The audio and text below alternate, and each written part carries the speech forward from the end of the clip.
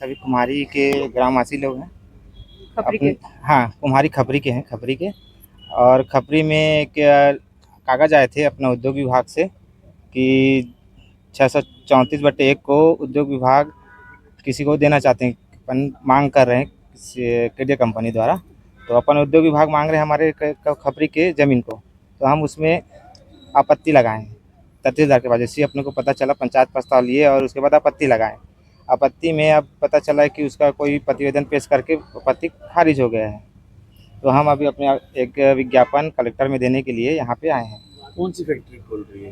अब उसका तो पूरा जानकारी नहीं है। प्रोटीन पाउडर बोले हैं, लेकिन जो जानकारी में मिला है तो इथेनॉल तो लग रहा है, लेकिन अभी प्रोटीन पाउडर बोले हैं।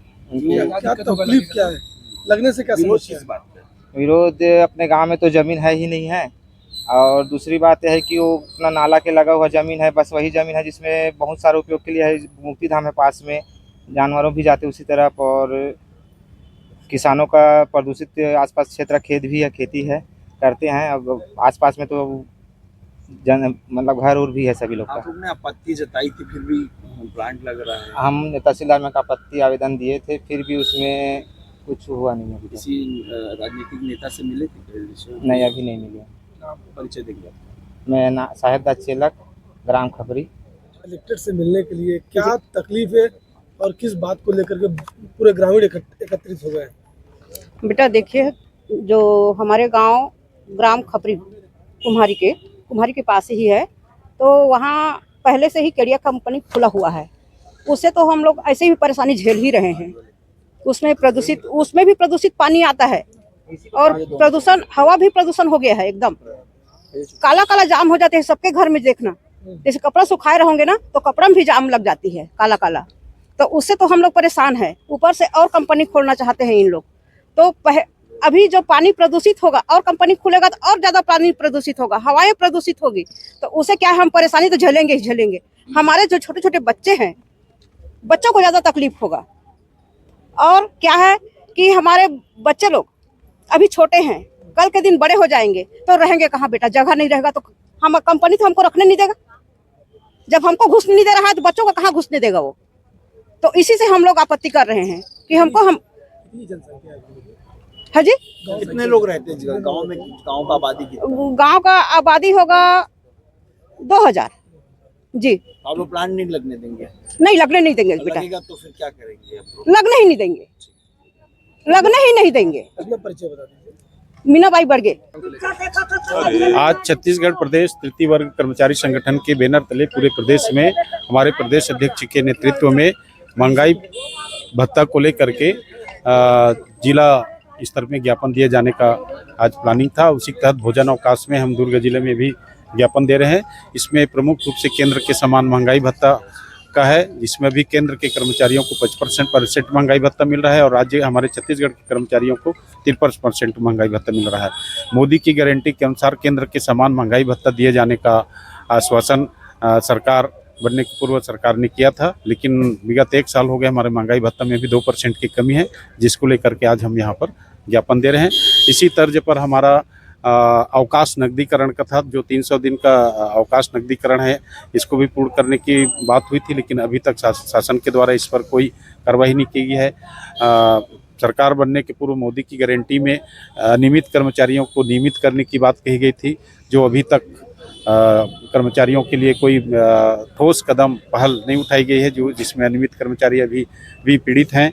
और शिक्षकों की जो दोषपूर्ण युक्तिकरण हुआ है, जिसमें विभागीय स्तर पर कई विभागीय अधिकारी संलिप्त हैं, जिनके ऊपर दोषपूर्ण कार्रवाई होना चाहिए, उनके ऊपर भी कार्रवाई नहीं है। इस तरीके से हम 12 बिंदुओं को लेकर के आज सरकार को ध्यान आकर्षित कराने के लिए आज ज्ञापन हम लोग दे रहे हैं। और पूरे प्रदेश में हमारे प्रदेश अध्यक्ष जी के नेतृत्व में यह ज्ञापन है। और मैं विजय लहरे, छत्तीसगढ़ प्रदेश तृतीय वर्ग कर्मचारी संगठन प्रदेश महामंत्री, दुर्ग। मैं ग्राम खपरी की निवासी हूँ। मैं कलेक्टर साहब से यह निवेदन लेके आई हूँ कि अपना जो अधिक जमीन है ग्राम खपरी में, वो केडिया फैक्ट्री मांग कर रही है। हम किसानों का जमीन है वो ग्राम पंचायत का। क्या तो दिक्कत है फैक्ट्री लगता है? दिक्कत ये है, समस्या अभी आम दिनों में आप लोगों को देखना पड़ रहा है। हम लोग को समस्या यह है कि वो सबसे पहले वो मुक्ति धाम है, फिर दूसरे में वो गाय का चरागन है, जहाँ थोड़ी बीच में किसानों का खेती है, तो वो सारा एक इकट्ठा लेके अपना हम ग्राम वासियों से वो ना फिजूल का वो करवा के अपना साइन लेके वो चाहता है कि ये जमीन हम लोग को दे दे। क्या दिक्कत आएगी, प्रदूषण वगैरह? हाँ, दिक्कत है वहाँ। प्रदूषण तो ऑलरेडी पहले से केडिया फैक्ट्री है, यहाँ से करीब वो 40-45 साल हो गया होगा। फिर वो ऐसे धीरे धीरे करके अवैध कब्जा के ही रूप से उसको मांग कर रहे हैं। तो हम किसानों का मांग है कि हम वो जमीन अब कंपनी के लिए नहीं देंगे। तो कंपनी खुलता तो रोजगार भी मिलता है। रोजगार हम लोग को कंपनी खुलेगा तो नहीं मिलेगा। हम खेती बाड़ी करने वाले आदमी हैं, किसान हैं, तो जो प्रॉफिट अपना किसानी से मिल जाता है वो कंपनी हम लोग को भरपाई नहीं कर पाता है। तो अगर खुलता है तो फिर क्या करेंगे? खुलता है तो हम लोग इसीलिए आवाज उठाने आए हैं कि हम लोग नहीं चाहते कि और कंपनियां वहां बने। आंदोलन वगैरह करेंगे अगर खुलता है तो? आप लोग आंदोलन नहीं करेंगे सर, हम कलेक्टर साहब से अनुरोध करने आए हैं कि हम किसानों का जमीन हम किसानों तक ही रहने दीजिए और दूसरी कंपनी को ना दे, ना किसी का, उसमें हम किसानों का हक है। इसलिए हम उसे निवेदन कर रहे हैं कि हम लोग की मांग पूरा किया जाए। मेरा नाम पहले सब फसल अच्छी तरीके से होता था, अब नहीं, पूरा सारी जमीन बंजर हुआ है। और इस वजह से हम लोग को आपत्ति है कि और दूसरी कंपनी नहीं देंगे। अभी वहीं पे जमीन देंगे ही नहीं। हादसा भी हुआ था कि वहाँ पे 7-8 लोग मरे।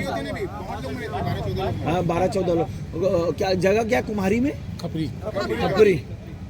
वो हादसा खपरी में नहीं हुआ था, कुम्हारी के बीच में। अच्छा। और ये वाली जमीन इन गाड़ी उन्हीं की थी ना, उसी कंपनी की ना? कितना टन? नहीं, नया फैक्ट्री का फैक्ट्री बनने को जा रहा है। अच्छा, वही कंपनी बना रही ना, केडिया ही बना रही ना, उसका वही एक्सपांशन। इथेनॉल ही बना रही कि दूसरा बना रही? पता नहीं है, जानकारी नहीं है अच्छा, कौन क्या सी क्या कंपनी बनेगी, लेकिन जमीन का मांग कर रहे हैं तो हम गाँववासी जमीन देना नहीं चाहते। तो आप लोग का जमीन मांग रहे हैं, तो सुनवाई होता है, आम सुनवाई हो गया क्या? आप सुनवाई नहीं हुई है। एक बार तहसील गए थे, तहसीलदार ने कुछ वो नहीं दिया जवाब।